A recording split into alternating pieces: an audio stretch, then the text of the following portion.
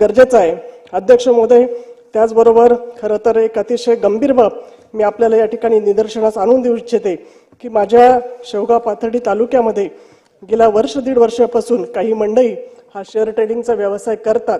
जवळपास कष्टकरी असतील, शेतकरी असतील, महिला भगिनी असतील, युवा बांधव असतील, यांच्या एका चुकीच्या पद्धतीमध्ये त्यांना मोठा परताव्याचा आमिष दाखवून एजंट नेमून खरं तर खूप मोठी आर्थिक लुबाडणूक जवळपास 1000 ते 1500 कोटीचा हा गोंधळ असल्याचं निदर्शनास आलेलं आहे।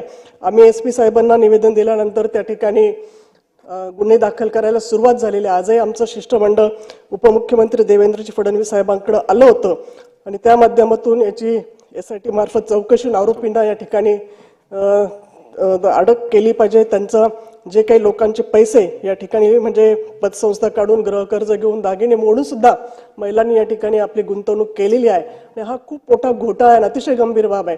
तर मी आपल्या माध्यमातून शासनास विनंती करते की यामध्ये लक्ष घालून लवकरात लवकर आरोपींना या ठिकाणी पकडून आणि ज्या लोकांनी यामध्ये पैसे गुंतवलेत ते लवकर कसे मिळतील यासाठी प्रयत्न होणे अतिशय गरजेचं आहे। खरं तर या अर्थसंकल्पाच्या मधून शेवटचाच मुद्दा या ठिकाणी मांडेल की आमचा नगर जिल्हा हा खरं तर संतांची खूप मोठी भूमी आहे। नेवासा तालुक्यामध्ये